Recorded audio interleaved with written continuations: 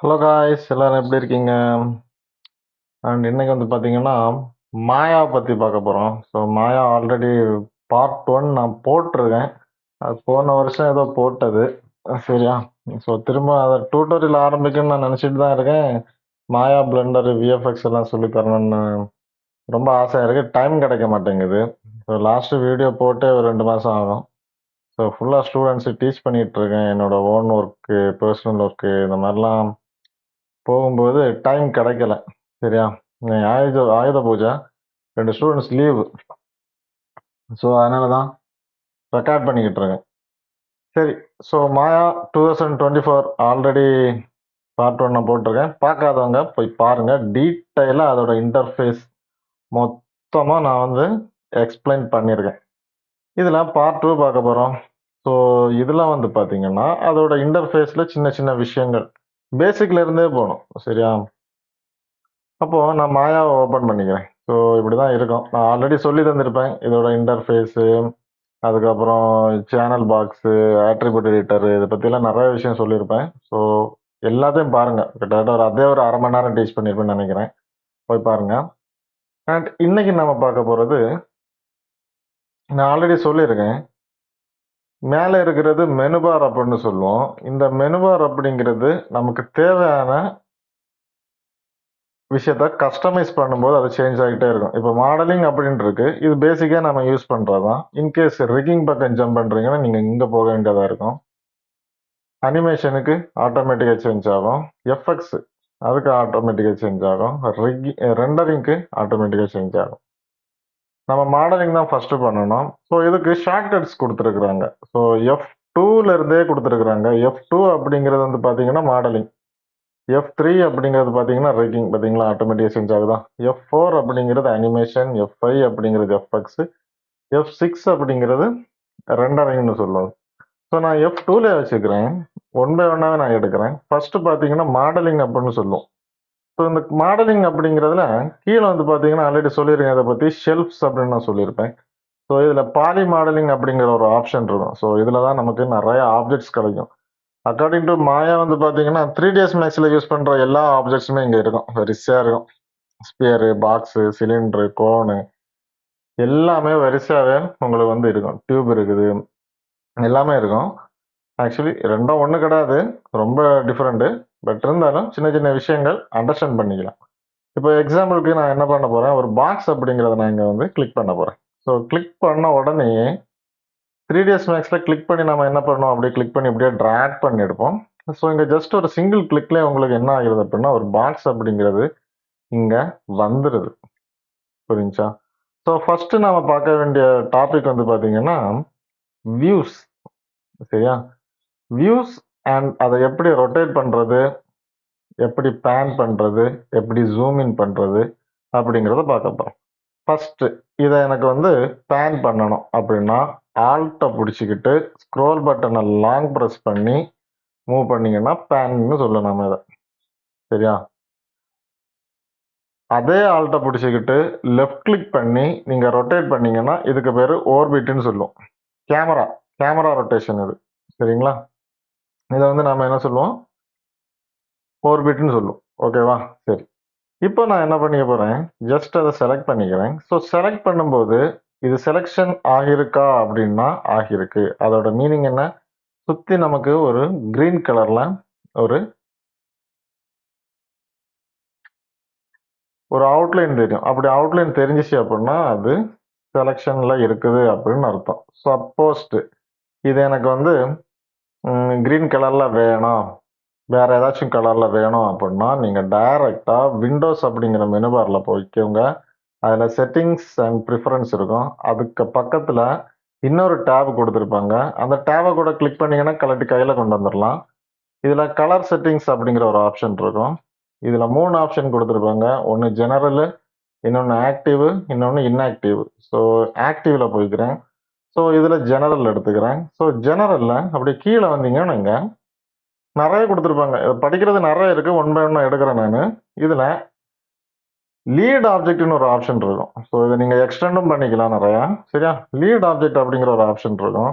அந்த ஆப்ஜெக்ட் இப்போ ஃபுல் ஒப்பாசிட்டியில் இருக்குது. இது எல்லாமே ஒபாசிட்டி கண்ட்ரோல் ஸ்லைடுன்னு சொல்லுவோம் நாம. இதை நீங்கள் வந்து கம்மி பண்ணிக்கலாம், தேவைப்பட்டுச்சுன்னா இன்க்ரீஸும் பண்ணிக்கலாம். இன்கேஸ் கலர் சேஞ்ச் பண்ணணும்னா இங்கே ஒரு கலர் பாக்ஸே இருக்குது. உங்களுக்கு தேவை அப்படிங்கிற கலரை நீங்கள் இங்கே சூஸ் பண்ணிக்கலாம். ஆரஞ்சு கலர் இருக்குது, ரெட் இருக்குது. இங்கே வந்தீங்கன்னா அதோட பிரைட்னஸ்ஸு, ஹியூஸ் அண்ட் சேச்சுரேஷன்ஸை நீங்கள் இன்க்ரீஸ் பண்ணிக்கலாம். ப்ளூ வேணுமா ப்ளூ இருக்குது, ஸ்கை ப்ளூ வேணுமா ஸ்கை ப்ளூ இருக்குது. ஸோ நான் வந்து இந்த மாதிரி வச்சுக்கிறேன். இப்போதைக்கு நான் வந்து என்ன பண்ணுறேன், ஒரு ஆரஞ்சு கலரில் வச்சுக்கிட்டு என்ன பண்ணுறேன், சேவ் பண்ணிக்கிட்டு நீங்கள் என்ன பண்ணணும், இது பண்ணிக்கணும். சரியா, இதே நான் வந்து என்ன பண்ணிக்கிறேன், க்ளோஸ் பண்ணிக்கிறேன். ஸோ இப்படி தான் நம்ம என்ன பண்ணுவோம், செலெக்ஷன்ஸ் கலரை நம்ம வந்து என்ன பண்ணலாம், சேஞ்ச் பண்ணிக்கலாம். ஸோ ஆல்ட்டை பிடிச்சிக்கிட்டு லெஃப்ட் கிளிக் பண்ணி ட்ராக் பண்ணிங்கன்னா ஓர்பிட்னு சொல்லுவோம். அதே ஆல்ட்டை பிடிச்சிக்கிட்டு ஸ்க்ரோல் பட்டனை ப்ரெஸ் பண்ணி மூவ் பண்ணிங்கன்னா நீங்கள் வந்து பேன் பண்ணிக்கலாம். அதே ஆல்ட்டை கிளிக் பண்ணி ரைட் கிளிக் பண்ணி இழுத்தீங்கன்னா உங்களுக்கு முன்னாடி வரும்.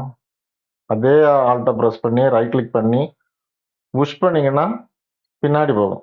ஸோ இதுக்கு பேர் ஜூம் இன்னு ஜூம் அவுட்டுன்னு சொல்லுவாங்க பார்த்தீங்களா. ஸோ இந்த மாதிரி அந்த ஆப்ஜெக்டை நீங்கள் வந்து கஸ்டமைஸ் பண்ணிக்கலாம். புரிஞ்சுங்களா.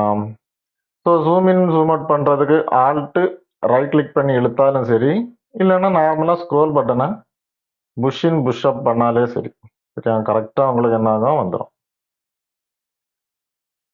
ஸோ இதைத்தான் நாம் என்ன சொல்லுவோம், வியூஸ் கண்ட்ரோல் அப்படின்னு சொல்லுவோம். இன்கேஸ் இதில் வந்து 3ds மேக்ஸ் வந்து பார்த்தீங்கன்னா உங்களுக்கு 4 வியூ போர்ட் கொடுத்துருப்பாங்க. ஸோ அதை நம்ம எப்படி வேணாலும் கஸ்டமைஸ் பண்ணிக்கலாம். ஸோ அதே கஸ்டமைஸை நம்ம இங்கேயும் பண்ணிக்கலாம். ஜஸ்ட் ஸ்பேஸ் பாரை ப்ரெஸ் பண்ணிங்கனாலே போதும், உங்களுக்கு வந்து என்ன ஆகிரும், 4 வியூ போர்ட்டும் அழகாகவே முன்னாடி வந்துடும். ஸோ இதில் எந்த வியூ போர்ட் வேணுமோ அந்த வியூ போர்ட்டை நீங்கள் என்ன பண்ணிக்கலாம், ஜஸ்ட் இழுத்து விட்டீங்கனாலே முன்னாடி வந்துடும். ஸோ உங்களுக்கு ரொம்ப நல்லா புரிஞ்சிருக்குன்னு நினைக்கிறேன். ஜஸ்ட் செலக்ட் பண்ணுறீங்க, திரும்பவும் ஸ்பேஸ் பாரை ப்ரெஸ் பண்ணிங்கன்னா முன்னாடி வந்துடும். திரும்பவும் செலக்ட் பண்ணுறீங்க, ஸ்பேஸ் பாரை ப்ரெஸ் பண்ணிங்கன்னா தனித்தனியாகவே வந்துடும் உங்களுக்கு. சரியா, இப்போ எனக்கு இது வேணும் அப்படின்னா திரும்ப ஸ்பேஸ் பாரை ப்ரெஸ் பண்ணுறீங்க, முன்னாடி வரும். திரும்ப ஸ்பேஸ் பாரை ப்ரெஸ் பண்ணுறீங்க, பின்னாடி போகும். எனக்கு இது வேணும் அப்படின்னா ஸ்பேஸ் பாரை ப்ரெஸ் பண்ணுறீங்க, வந்துடும். ஸ்பேஸ் பாரை ப்ரெஸ் பண்ணுறீங்க, பின்னாடி வந்துடும். ஸோ இந்த 4 என்ன அப்படின்னா ஒவ்வொரு வியூ. சரியா, இந்த 4 என்ன, ஒவ்வொரு வியூ. இந்த வியூ அப்படிங்கிறதுலாம் என்ன அப்படின்னா இது ஒரு பாக்ஸ். இந்த பாக்ஸோட பெர்ஸ்பெக்டிவ் வியூ அப்படிங்கிறத நம்ம 3 பாயிண்ட் வியூன்னு சொல்லுவோம். 3D அப்படின்னு சொல்லுவோம், 3 டைமென்ஷனல். அந்த டைமென்ஷனில் நமக்கு இது இருக்குது. இது எல்லாமே 2 டைமென்ஷனில் தான் இருக்கும். ஸோ நல்லா பார்த்தாலே தெரியும் பார்த்தீங்களா. ஸோ இது வந்து பார்த்தீங்கன்னா ஃப்ரண்ட் வியூன்னு சொல்லுவோம். இது வந்து பார்த்தீங்கன்னா டாப் வியூன்னு சொல்லுவோம். இது வந்து பார்த்தீங்கன்னா ரைட் வியூன்னு சொல்லுவோம். ஸோ நான் இதை என்ன பண்ணிக்கிறேன், எடுத்துக்கிறேன்.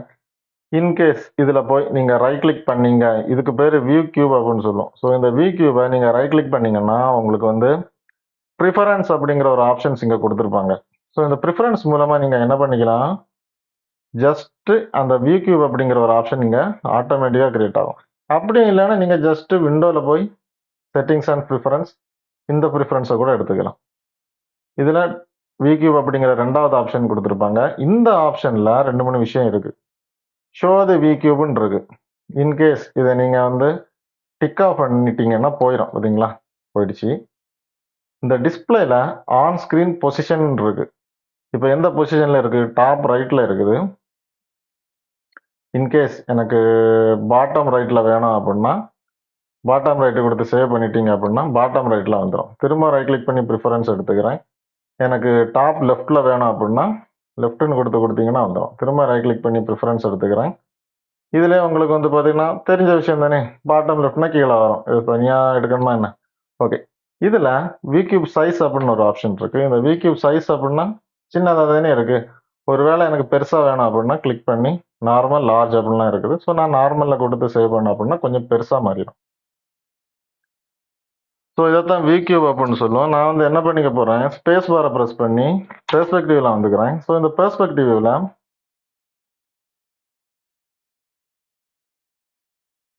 ஓகே, ஸோ இந்த பெர்ஸ்பெக்டிவ்ல பார்க்கும்போது இந்த வியூ கியூப்ல இன்னும் 2-3 ஆப்ஷன்ஸ் இருக்கு. ஸோ என்ன அப்படின்னா ஒரு ஆப்ஜெக்டோட வியூஸை நீங்கள் வந்து இங்கே ஹேண்டில் பண்ணிக்கலாம். இன்கேஸ் எனக்கு ரைட் வியூ வேணுமா, ரைட் வியூ இருக்குது. ஸோ இதே வியூவில் நீங்கள் என்ன பண்ணிக்கலாம், ரொட்டேட்டும் பண்ணிக்கலாம். ஸோ இது எல்லாமே 90 டிகிரியில் ரொட்டேட் ஆகும். இது ஆன்டி கிளாக் வைஸில் ரொட்டேட் பண்ணலாம். கிளாக் வைஸில் ரொட்டேட் பண்ணுறதுக்கு இதையும் நீங்கள் எடுத்துக்கலாம்.